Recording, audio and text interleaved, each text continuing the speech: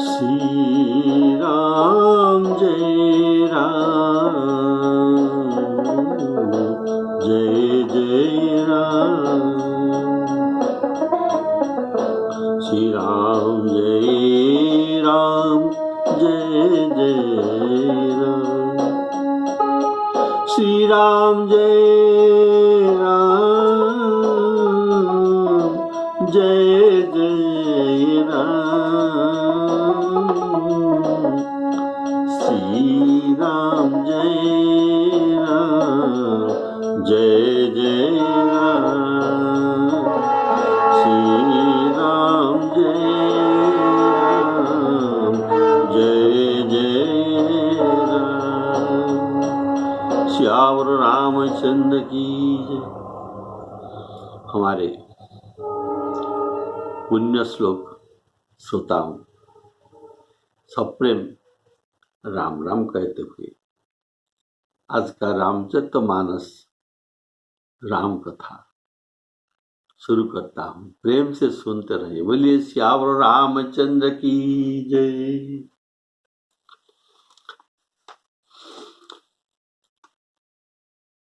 अवध नरेश जनक दशरथ महाराज जी ये बहुत दिन जनकपुर में रहे। इससे जान पड़ता है मानो बाराती स्नेह रज्जु से बंधे गए हैं, अर्थात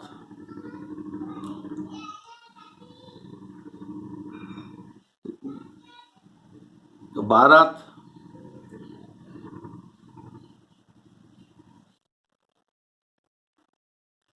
बोलिए श्यावर रामचंद्र की जय। विवाह के पहले ये बहुत दिन रहते, अब इससे अधिक दिन ये विवाह के बाद भी रह गए हैं। अर्थात विवाह मार्गशीर्ष शुक्ल पंचमी को हुआ था, अभी पौष शुक्ल दशमी अर्थात 1 मास 5 दिन विवाह के बाद ही बीत गया। तो विवाह के बाद और कुछ काम भी नहीं, फिर भी बिना अनुमति के चले जाना ये शिष्टाचार के विरुद्ध ही है। जैसे भ्रमर भौरा काठ को फोड़ सकते हैं, लकड़ी को फोड़ सकते हैं और फोड़कर उनके अंदर से भी निकाल आ सकता है, लेकिन रात में कमल के अंदर अपने इच्छा से स्नेह के बंधन से रात रह जाता है। सवेरा तक अर्थात कमल खिलने तक ये पड़े रहता है। जब कमल के खिलने अर्थात उनका अनुमति मिलता तब ये निकाल हुए आता है। बोलिए श्यावर रामचंद्र की। वैसे राजा दशरथ जनक जी के स्नेह बंधन में पड़े रहे हैं, तब दोनों दल के पुरोधा अर्थात विश्वामित्र जी और सतानंद जी यह इस बात को हृदयंगम किया करके ये जाकर राजा जनक जी को समझा कर कहते हैं, तो देखो जनक जी महाराज, बिना राजा में राजकार्य कैसे चल सकता है? प्रजा दुखी होने से राजा के भलाई नहीं होता। कहा गया है जासुराज प्रिय प्रजा दुखारी, जासुराज प्रिय प्रजा दुखारी। सोनृप अवसी नरक अधिकारी। श्री राम जय राम, जय जय राम। ऐसा है, राजा को दुखी करना नहीं चाहिए। अगर राजा दुखी होगे तो नहीं, ये प्रजा दुखी होगे तो राजा को नरक गति होता है। बोलिए सियावर रामचंद्र की जय। इसी से राजा के भलाई नहीं होता। तो विदेह राजा पूछते हैं, तो आपका यह बात कहने का मतलब क्या है, मुझे समझा कर कहिए। अर्थात ये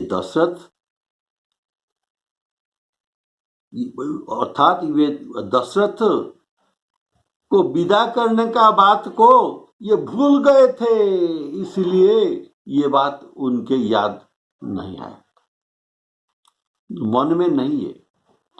तो तब मुनियों कहते हैं, दशरथ जी के राजकार्य में बहुत विघ्न हो रहा है। आप देखो, उनको अयोध्या ये पहुंचने के बाद अगर आप फिर उनको बुलाएंगे प्रेम से, क्या ये नहीं आएंगे? ये अवश्य आएंगे। तो और आपके बारे में कहता हूं, आप तो विदेह है।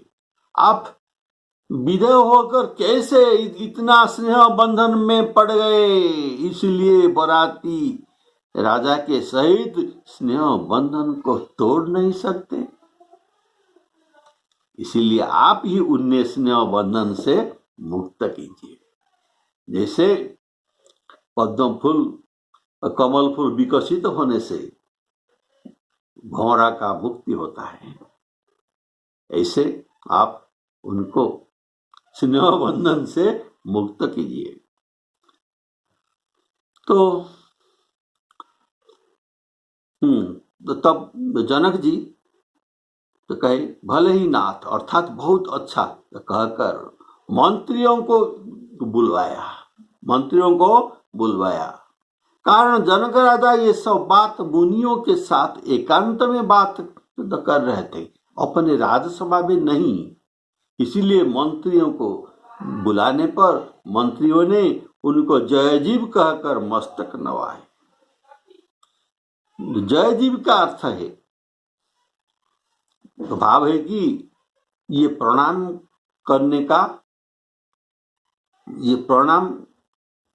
करने का समय यह शब्द उच्चारण किया जाता है। यह एक अभिवादन शब्द है। इसका अर्थ है आपकी जय हो और आप जियो। बोलिए श्यावर रामचंद्र की जय। बहुत दिवस बीते यही भांति, जनु स्नेह रजु बंधे बराती। कौशिक सतानंद तब जाई, कहा विदेह नृप ही समझाई। अवध शरथ कहूँ आयस देहु, यद्यपि छाड़ी न सकहु स्नेहु। भले ही नाथ कही सचिव बोलाए, कही जय जीव शीस तिन्ह नाए। कही जय जीव शीस तिन्ह नाए। जनक जी ने मंत्रियों से कहा, अवधनाथ चलना चाहते हैं, भीतर सभी रनिवास में ये खबर तो कह दो। ये खबर करा दो। यह सुनकर मंत्री, ब्राह्मण, सभासद और राजा जनक भी प्रेम के वश होकर रो पड़े।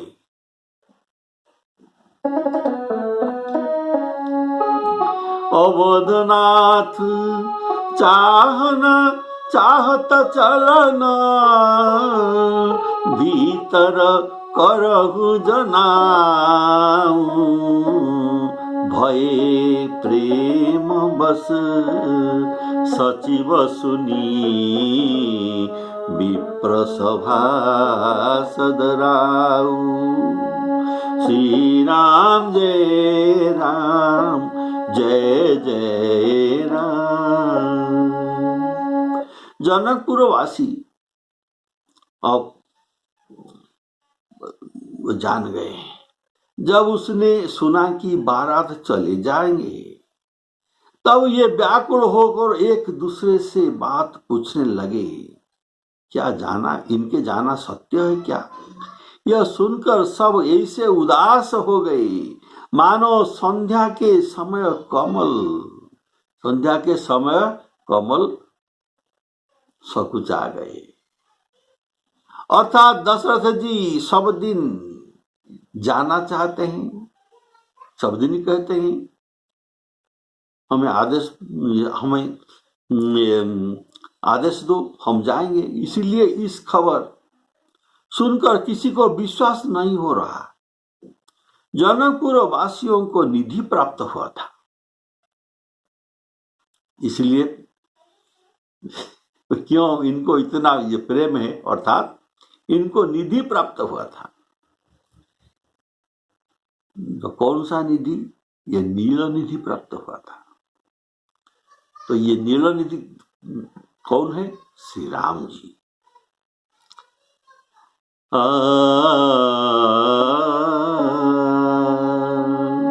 इसलिए जब उनके आने का समाचार ये पाए, तब ये घर द्वार छोड़कर उनको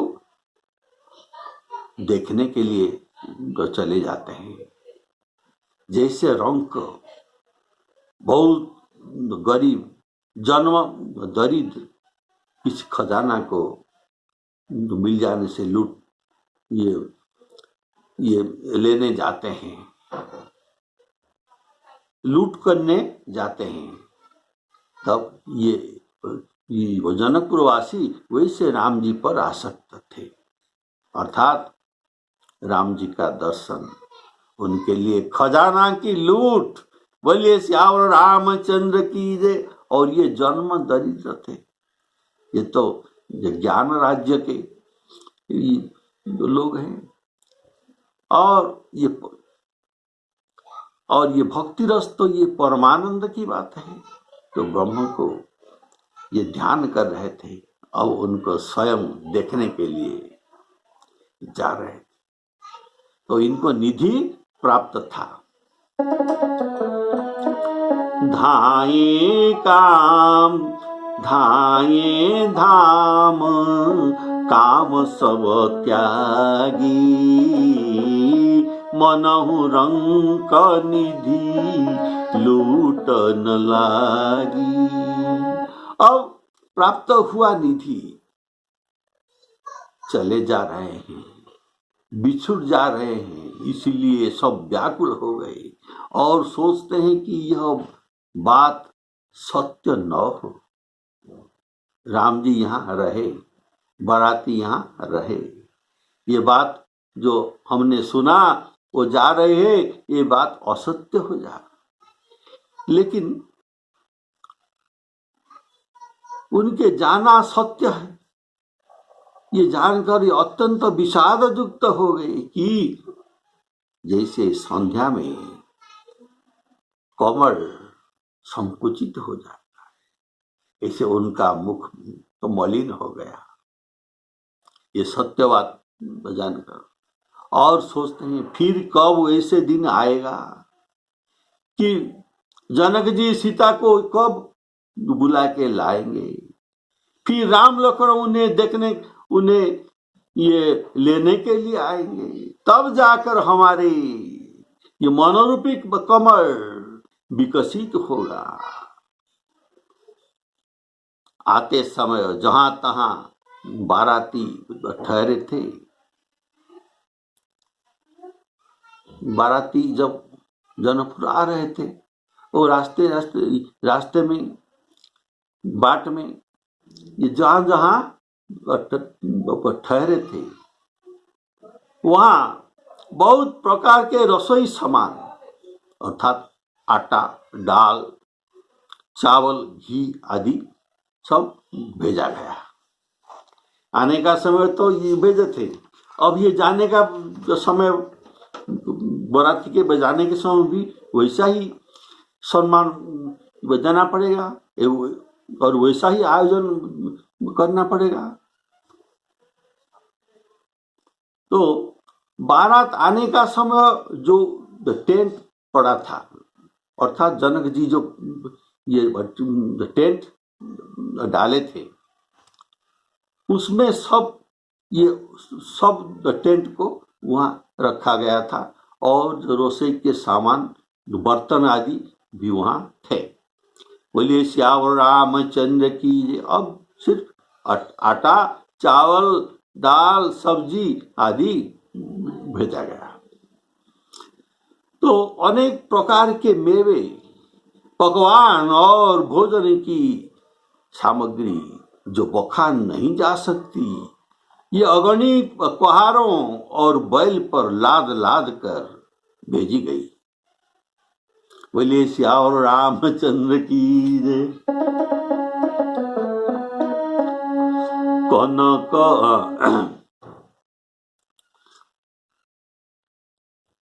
गाड़ी में क्यों नहीं भेजे? ये जो कुहार और बैल, भैंस के ऊपर क्यों भेजे?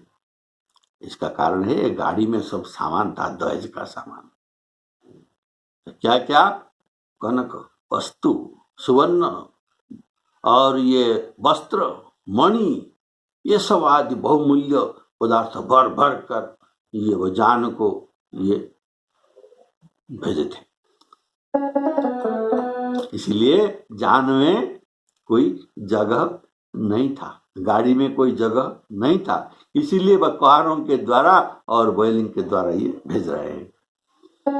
कनक बसन मणि भरी भरी जाना। अगर भरी भरी जाना में भर गया तो ये सामान कहाँ रखा जाएगा, इसीलिए कुहारों के द्वारा ही भेजा गया। कनक बसन मणि भरी भरी जाना। श्री राम जय राम जय जय राम। और ये जो ये तो कुहार और बैल के पीठ पर जो चीज भेजा जा रहा है, इसका दायित्व जनक राजा जी स्वयं लिए थे, जैसे इसमें कुछ त्रुटि न हो जाए। और इसके साथ भी उनके विश्राम करने के लिए सुंदर सज्जा और पलंग भी ये टेंट को भेजा गया। पुरवासी जब चली ही बराता, पुरवासी जब चली ही बराता। बुझत बिकल परस्पर बाता। सत्य गवनु सुनी सब बिलखाने।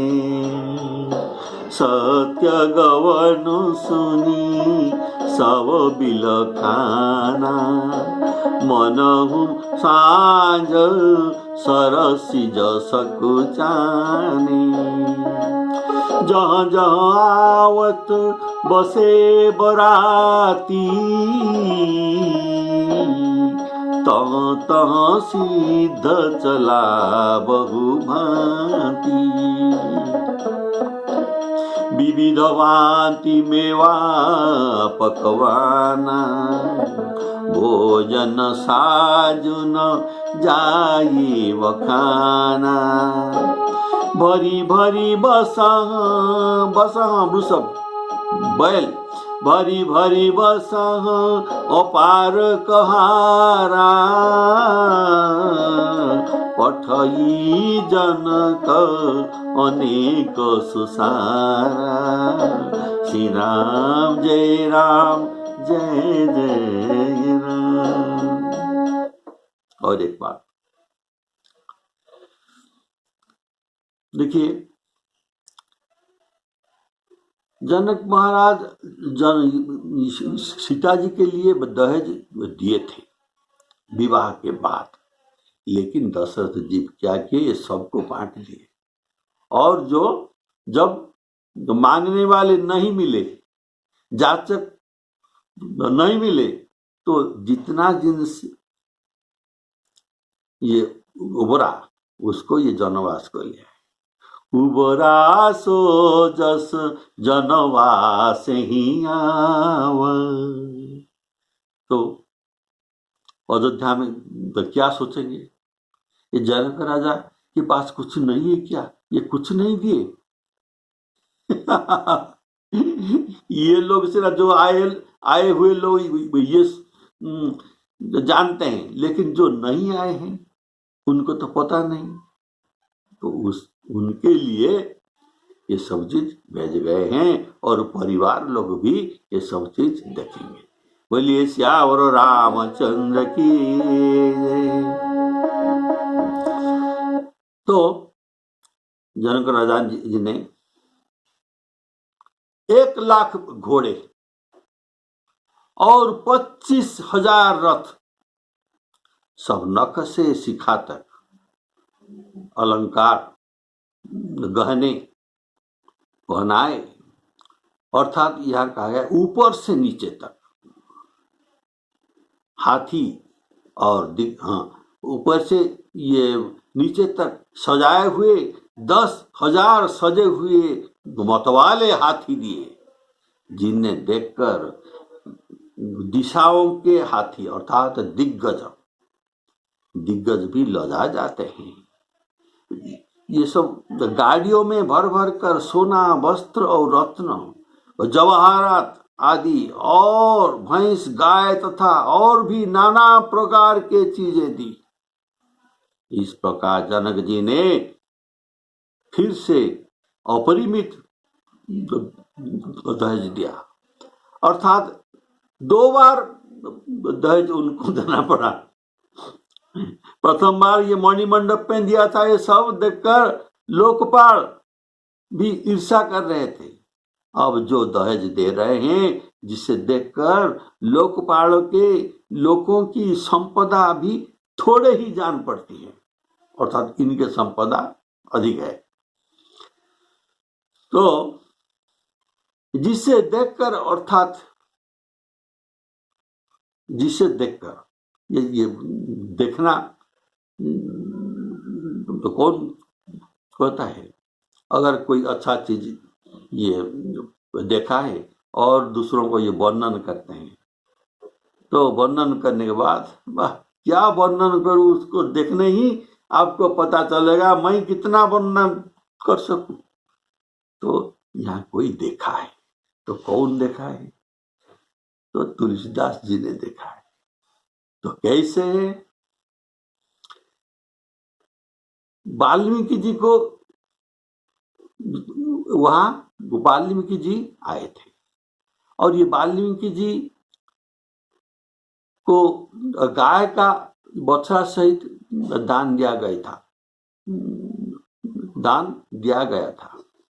देव ऋषि वाल्मीकि और जावाली आए, मुनिवर सकल निकर सब कौशिक आदि तपशाली, ये सब आए थे। तो वाल्मीकि वहां ये सब चीज लेकर ये नहीं गए थे, वहां थे। तो ये दहेज के सामान ये देखे थे और सब कुछ ये देखा, उनको देखा हुआ था। तो ये वाल्मीकि कौन है? बोलिए श्यावर रामचंद्र की जय। तो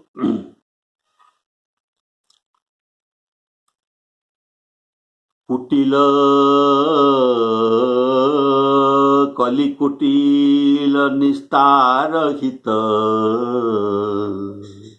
कली के कुटिल चक्रांत के निस्तार जीवों को करने के लिए कली कुटिल निस्तार हित वाल्मीकि तुलसी भये, वाल्मीकि तुलसी भये। तो वाल्मीकि जी ही तुलसीदास जी का अवतार लिए हैं। वाल्मीकि जी वाल्मीकि रामायण में बहुत कुछ वर्णना किए, लेकिन भक्ति रस थोड़ा ये कम हो गया और भरत जी के चरित्र थोड़ा कम हो गया। इसमें उनका पूरा चरित्र को वर्णन नहीं कर पाए, इसलिए उनको फिर से अवतार लेकर तुलसीदास के रूप में ये सब करना पड़ा। तो कली कुटिल जीव निस्तार हित वाल्मीकि तुलसी भये। इसीलिए तुलसीदास जी ने देखा है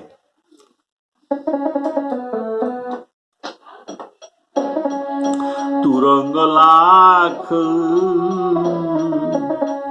तुरंग घोड़ा, तुरंग लाख 10 सहस 25 सकल सवारी नख रुषिषा मत्त सहस 10 सिंदूर, सहस 10,000 सिंदूर तथाति मत्त दह सहस 10 सिंदूर साजे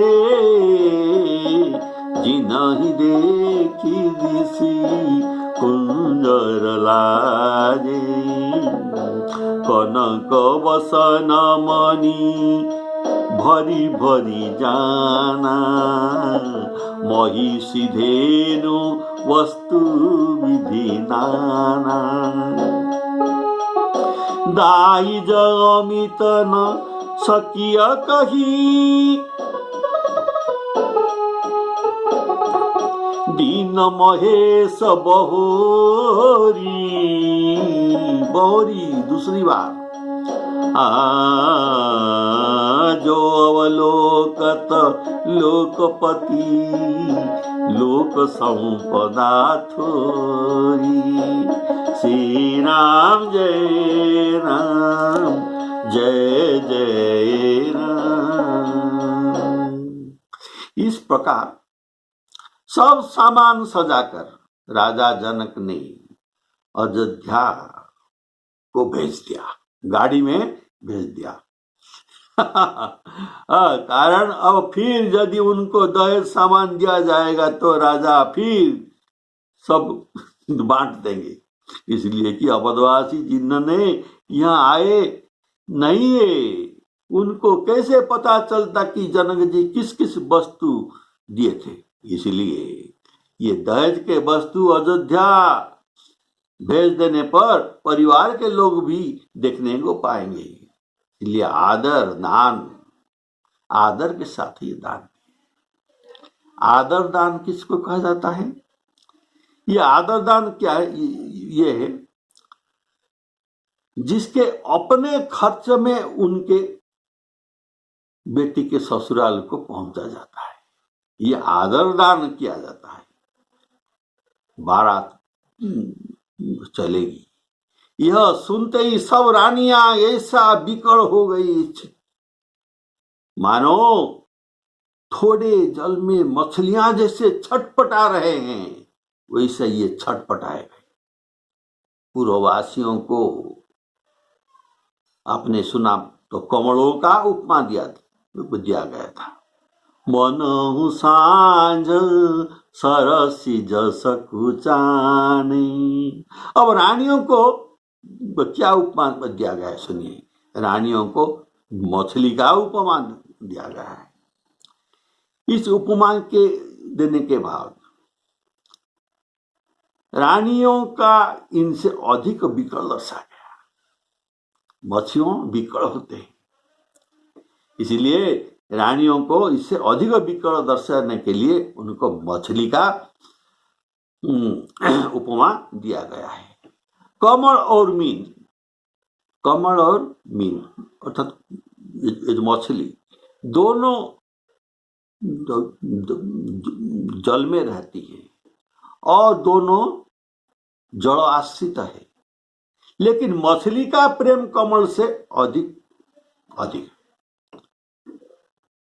मीन गन लघु पानी, जनु मीन गन लघु पानी। यहाँ लघु ये पानी कहने का भाव, ये सब कुछ कहने का भाव। अब वे जो बाराती और उनके ये बेटियां जो जा रहे हैं, ये और कुछ समय रहे, इसीलिए ये और कुछ समय के लिए रहने का ये लघु पानी कहा गया है। ये सब रानियों तो मछली है, लेकिन ये सब जो थोड़े समय के लिए रहेंगे तो ये है लघु पानी। बोलिए सियावर रामचंद्र की जय। वे रानियां बारंबार सीता जी को गोद कर लेती है और आशीर्वाद देकर शिक्षा भी देती है। तुम सदा अपने पति की प्यारी हो,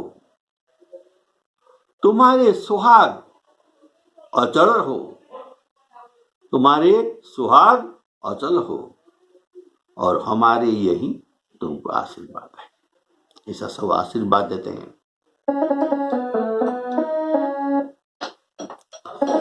सब समाज यही भांति बनाई, जनक बधपुर दीनी पठाई। चली ही बरात सुनत सब रानी, विकल मीन गन जनु लघु पानी। देखिए तुलसीदास जी कितना सूक्ष्म भाव दिए हैं। विकल मीन गन, अगर बड़ा मछली होगा तो ये कुछ समय बच सकता है, ये ज्यादा विकल नहीं होता, लेकिन मीन जो छोटा छोटा मीन है ये ज्यादा विकल होते हैं, इसीलिए उनको ये मीन के भाव में उपमा दिया गया है। विकल मीन गन जनु लघु पानी, अर्थात ये ज्यादा विकल है मीन, लेकिन मछली इतना विकल नहीं। पुनि पुनि सिय गोद करी लेही, देई आशीष सिखावनु देही। होए हु संतत पियहि पियारी, चिरु अहिबात सुहाग आशीष हमारी। श्री राम जय राम जय जय राम। पुनि पुनि सीता को गोद कर लेने का भाव। रानियों तो मीन तो कहा गया है, आप जानते हैं। तो जलमीनु व्याकुल होने के कारण ये सीता रूपी जल को, जो थोड़े ही पानी था, सीता रूपी जल को बारंबार स्पर्श करते हैं। बोलिए सियावर रामचंद्र। तो ये मछलियों के लिए अभी थोड़े से जल बचा है, तो ये है सीता जी, इसलिए ये मीना उनको बार बार गोद लेती हैं और कहते हैं पियहि पियारी। ये कहने का भाव, पति के सेवा करो और पातिव्रत धर्म को पालन करो, इससे अहिबात बहुत दिन पर्यंत स्थिर रहता है। पातिव्रत बल से उनके पति को कोई मार नहीं सकते। ये है आपका जो प्रसंग है। परम सती असुराधिप नारी। असुराधिप कौन है? जलंधर। जलंधर का स्त्री परम सती था, इसीलिए शिवजी उनको मार नहीं सके। परम सती असुराधिप नारी, तेहि बलताहीन जितहि पुरारी। श्री राम जय जय राम।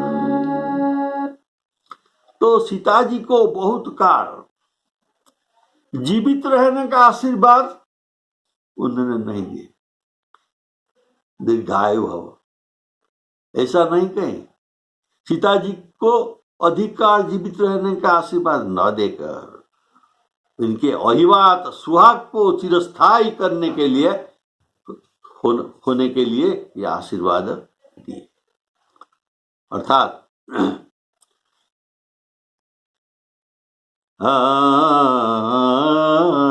कारण बिना सुहाग के स्त्री का जीवन निरर्थक है, इसलिए कहते हैं तुम्हारा सुहाग अचल रहे। जैसे देह में प्राण न हो तो देह बेकार है, नदी है नदी में जल नहीं है तो नदी भी बेकार है। ऐसे स्त्री के साथ पुरुष नहीं तो स्त्री भी बेकार है, ऐसा गोस्वामी जी कह रहे हैं। जियो बिनु देह नदी बिनु बारी, जियो बिनु देह नदी बिनु मारी। तेईसी अनाथ पुरुष बिनु नारी। श्री राम जय जय राम। पति ही प्यारी और सिर अहिवात एतद व्यतीत और क्या आशीर्वाद दे सकते हैं। बोलिए श्यावर रामचंद्र की जय। और सखियों ने उनको समझाते हैं प्यार से। सासु ससुर गुरु सेवा करी हम। सास ससुर और गुरु के सेवा करना ये पति का, और पति रुख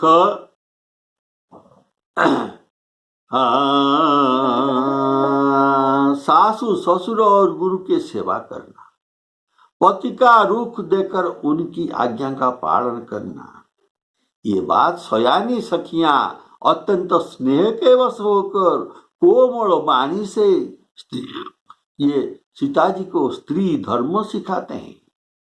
कारण सास ससुर और गुरु के सेवा में पति संतुष्ट अवश्य होते, और जितना भी पति को सेवा करो लेकिन सास ससुर गुरु को अगर ये मानते नहीं तो पति कभी संतुष्ट नहीं होते।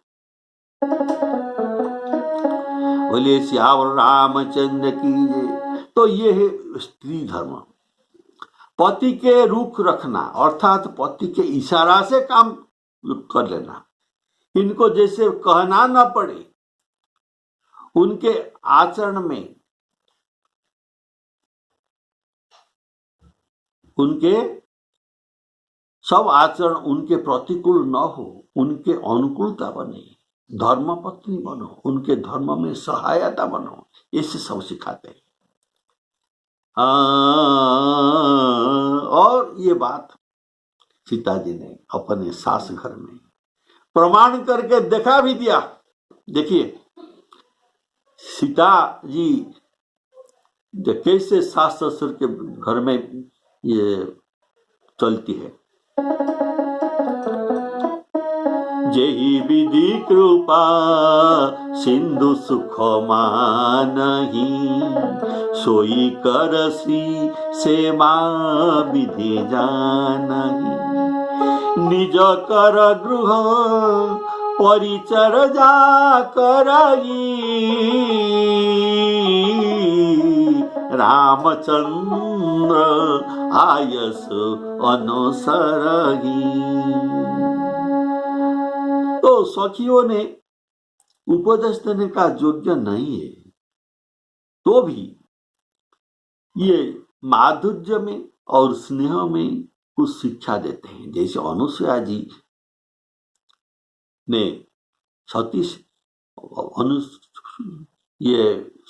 अनुसुईया जी ने सीता जी को जैसे उपदेश दिया था। ये सीता जी कौन है ना, ये महान पतिव्रता सती शिरोमणि सीता जी को ये पतिव्रता धर्म का उपदेश दे रही थी। तो सब ये कहने के बाद वे कहते हैं अनुसुईया जी कि सीता जी, तुम्हारे नाम सुवर्ण करने से लोग ये पतिव्रता धर्म की 80 धारा में ये चल सकते हैं। और ये सब जो मैंने कहा ये संसार लोगों के लिए, लेकिन बहाना करके मैंने इनको संसार लोगों को ही सुनाया। सुनो सीता तव नाम, सुमिरी नारी पति व्रत करही, तो ही प्राण प्रिय राम, कहिबु कथा संसार हित, श्री राम जय राम जय जय राम। सभी का जय सीताराम। श्री सीताराम अर्पणमस्तु। अगला एपिसोड में सीता जी के विदाई होगा।